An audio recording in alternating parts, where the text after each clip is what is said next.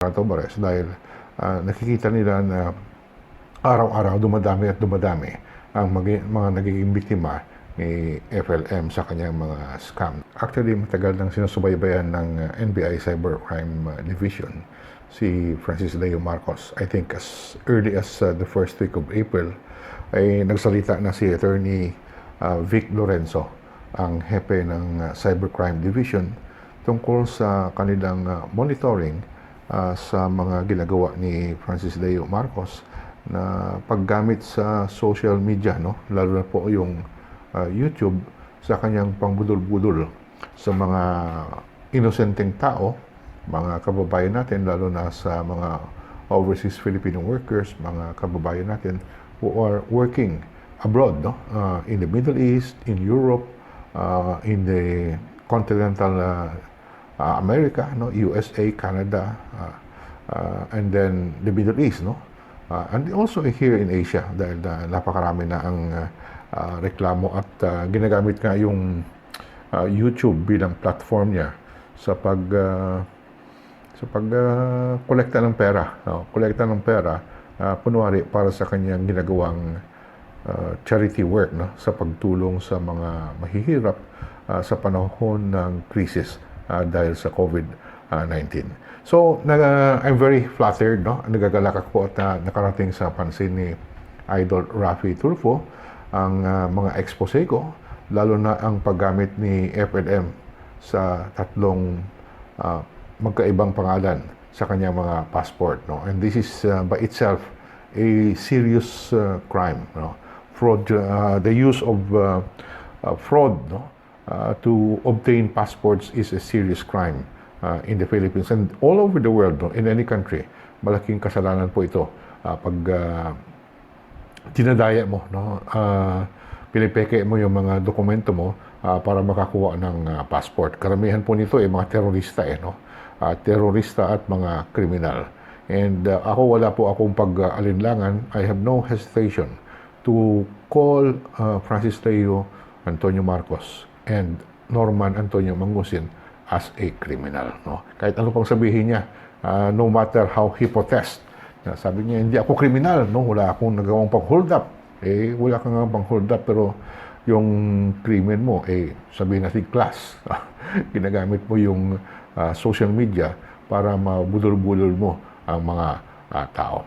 So, maganda po at naipaliwanag ni Raffy Tulfo ang mga legal questions, no, tungkol sa pagkatao ni Francis Leo Antonio Marcos, no, lalo na yung paano siya naging FLM, no, dahil at one time, no, at one or two times, no, in the past, sa kanyang mismong mga video ay inamin niya na si Norman Antonio Mangusin and Francis Leo Antonio Marcos are one and the same person, no?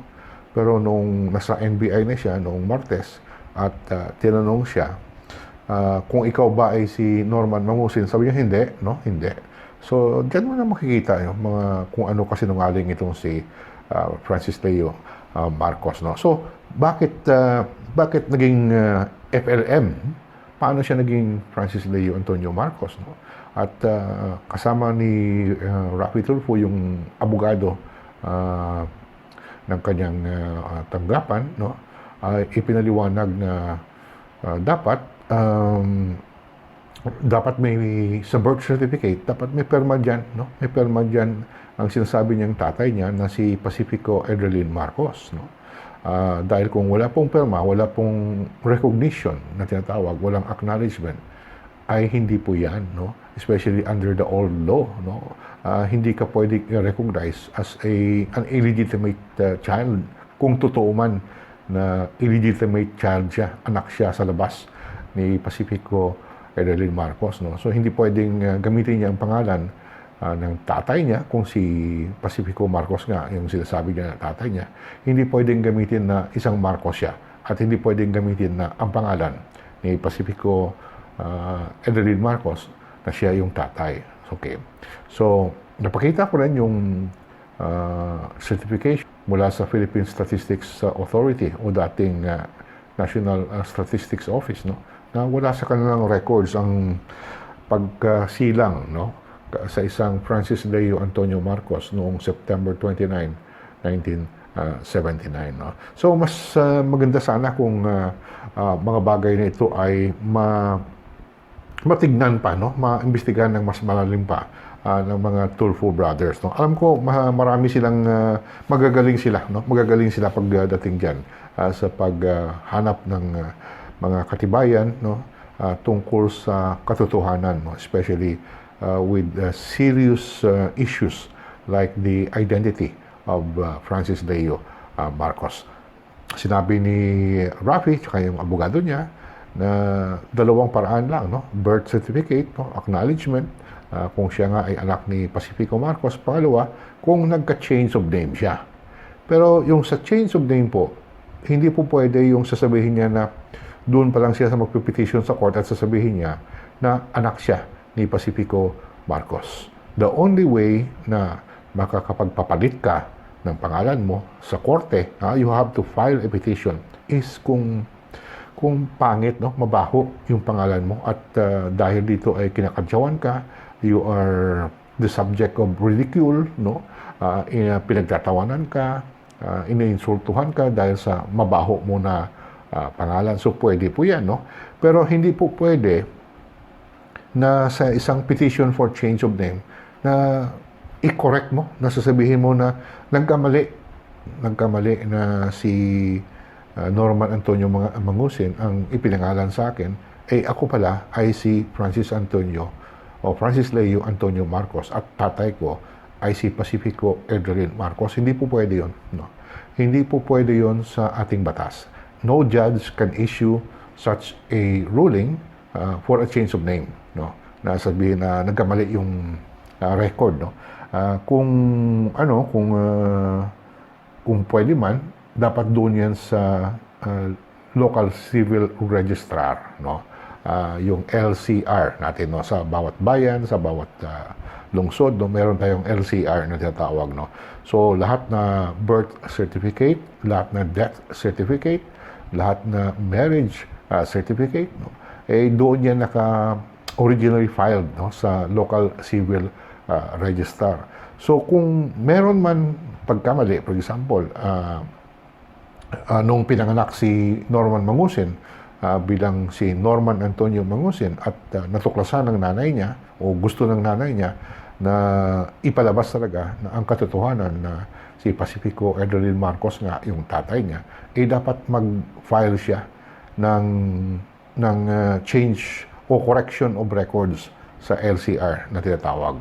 At sa correction of records na yan, kailangan pa rin yung perma, no? Kailangan pa rin ang perma ni Pacifico Edelin Marcos. Pero anyway, alam ko naman talaga, no? Alam ko naman talaga na kasinungalingan ito, it is pure fiction, no? Isang kathang isip lang, pantasya ni Francis Leo Marcos ang sinasabi niya na anak siya ni Pacifico Edelin Marcos dahil wala po siyang anak na si Francis Leo Antonio Marcos at wala siyang kaugnayan. He never had any relationship with Remedios Carino Antonio, yung pinagyayabang ni FLM na prinsesa daw ng Cordillera, no? So punta tayo sa kanyang sinasabing yaman, no? So siyempre maingat din si Mr. Tulfo, no, na sabi niya, tignan natin sa BIR, no, kung talagang may ganun siya kalaking yaman, no, kung sinasabi niya na bilyonaryo siya, dapat makikita niyo yan sa Bureau of Internal Revenue. Ang problema lang po, hindi po kahit sino ang pwedeng magpalabas o humingi sa Bureau of Internal Revenue ng tax record ng isang tao o korporasyon man, no? Kailangan po isang court order lang ang makakapagpalabas diyan. But kung talagang bilyonaryo itong si Francis Leo Marcos at totoo yung sinasabi niya, pwede siyang mag-waiver, pwede siyang mag-issue ng waiver at bigyan ng pahintulot ang BIR. O sige, ilabas nyo yung yung tax record ko o ito yung TIN ko yung tax identification number. At ito yung mga pinile ko for the last so many years. Diyan po, kahit na si Mr. FLM na peke mismo, ipalabas niya, no? Tawagin niya yung accountant niya, ipalabas mo nga yung magkano yung binayaran ko na buwis sa BIR para to settle once and for all this issue about my wealth, no? So, dapat siya yung magpakita. He has to prove to the people, no, na hindi galing sa masamang mga gawain. Kung meron nga siyang pera, at uulitin ko po, sigurado ako na wala naman siyang pera. Nalaman ko na kung bakit siya naging biglang yaman, no? But I will do a separate video on that. Dahil ito nga po, lumalabas na yung buong katotohanan, no? At alam ko kung sino yung tao. Alam ko na kung sino yung tao na nagbigay ng malaking halaga na pera sa kanya since January 2019. No? May idea na kayo kung sino ito, no? May idea na kayo, pero I will explain in another video or two, no? Baka dalawang video ito, kung paano, no? Kung paano na nakakuha. I will explain in one or two or three videos, no? Ang kwento kung paano naging bilyonaryo si Francis Leo Marcos dahil po na kahit na high roller siya na tinatawag yung nanakaw, no?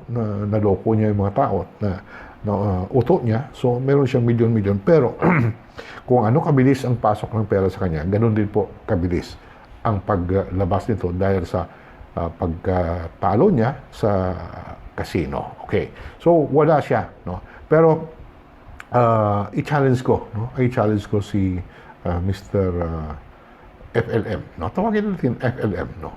Na ipalabas niya yung tax record niya. And I can bet, no? Pwede po tayo mapustahan diyan.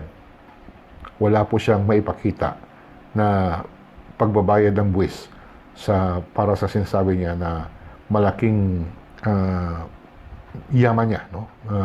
Sabi niya, minana niya ito, yung yaman niya. At yung nga, sinabi niya doon sa NBI, no? Sabi niya, tinanong siya, saan ba galing yung pera mo? Sabi niya, ibinenta ko yung malaking lupa na minana ko at ibinenta ko ang isang bahay ko sa halaga na 40 milyon piso, 40 million pesos. At ito daw yung ginastos niya, no, para isuporta sa kanyang pamimigay ng bigas, no. Pag magbenta ka po, no, pag magbenta ang isang tao ng property, no, lupa o house and lot, no, kailangan po magbayad ka ng capital gains tax, no. Yan po dapat natin malaman, no. Dapat magbayad ka ng capital gains tax dahil hindi lang po yung deed of sale yan. Dapat yung deed of sale mo notarized at dapat po bago yan ma-register sa Registry of Deeds, no? Kung saan dapat, kung sino yung bumili sa lupa mo, dapat nakarehistro yan doon at ilipat yung ownership sa kung sino ang nagbili, no? So, magbabayad ka bago pa yan i-register ng Register of Deeds ang bilihan, the sale, bayad ka muna ng tinatawag na capital gains tax. So, may record yan, no? May record yan. So, again, hinahamon ko si Francis Leo Marcos na kahit na nasa NBI ka, ipalabas mo kung mayroon kang ipalabas, no? Ipakita mo na talagang meron kang binayara na malaking halaga. Milyon din yan kung 40 million yung kung 40 million yung pagbenta niya ng bahay, sinasabi niya na bahay, siguro milyon din yung babayaran niyang buwis, no? Yung tinatawag na capital gains tax, no? Babayad pa siya ng transfer tax, no? Hindi po yan basta-basta lang sabihin mo nagbenta ka na parang nagbenta ka sa sari-sari store, no? Maraming papeles po yan. So yan po, no? Kailangan ipakita mo ngayon, no? Dahil marami pa rin ang naniniwala sa iyo Marami pa rin ang uto-uto. Marami pa rin ang kumakapit sa paniwala na ikaw isa ikawng na bilyonaryo, no? At matulungin sa kapwa-tao. So I challenge Mr. Francis Leo Marcos. So tama din po si Idol Rafi. No?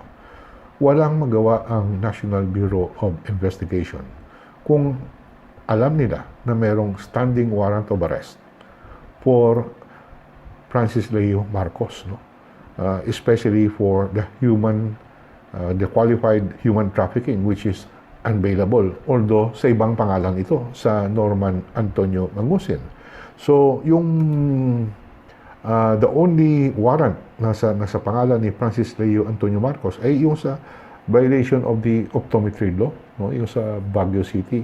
So, yun ang ginamit nila dahil ang papakilala niya sa publiko ay si Francis Leo Antonio Marcos. So, yun muna ang iniserve nila.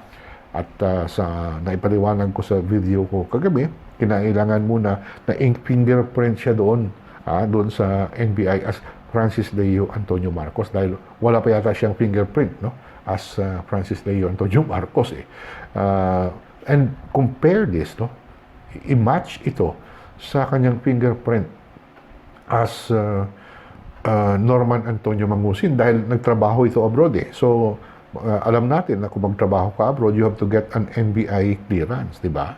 You have to get an NBI clearance at part of the process in getting an NBI clearance ay pag-fingerprinting ka.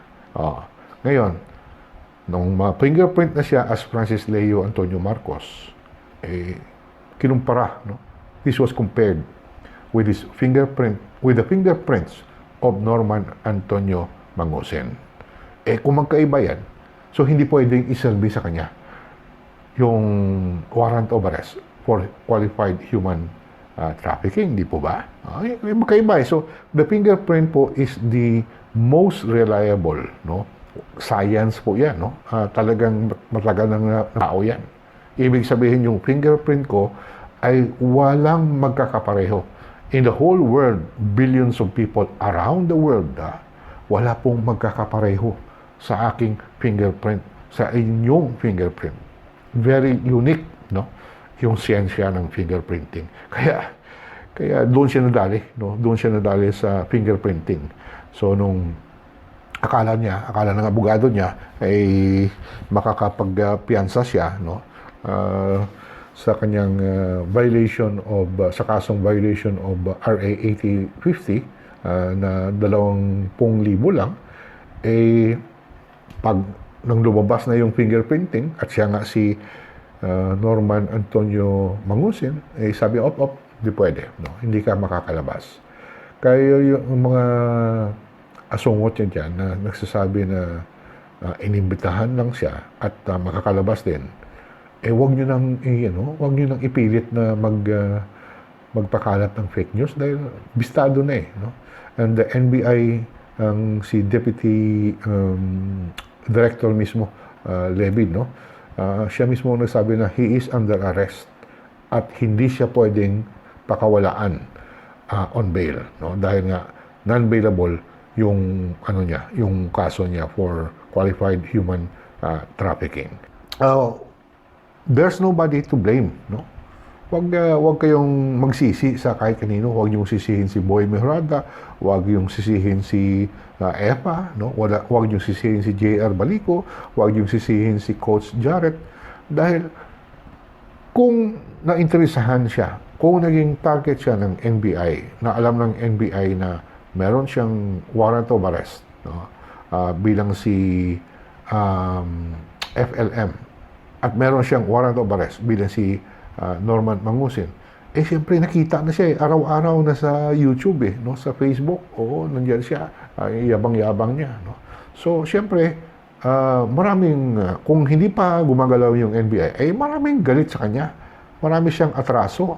So, marami ang naghahanap ng hustisya. Everybody, all those victims niya, ay nagdidemanda, and it is their right to demand for justice. And part of the justice is for Francis Leo Antonio Marcos to be arrested, no, by virtue of a warrant of arrest, no? Tama po yung paliwanag ni Idol Rafi Tulfo, no, at yung abogado niya, no? So it was aggravated by his super yabang Siyempre, yung NBI, wala lang magawa eh. Kung hindi ginawa ng NBI, yung CIDG, ay baka sila na rin ang nagserbe ng warrant of arrest, no? Dahil nag-uunahan nga sila eh, no? So, mas maigi kung maimbestigahan ito ng Tulfo Brothers, no?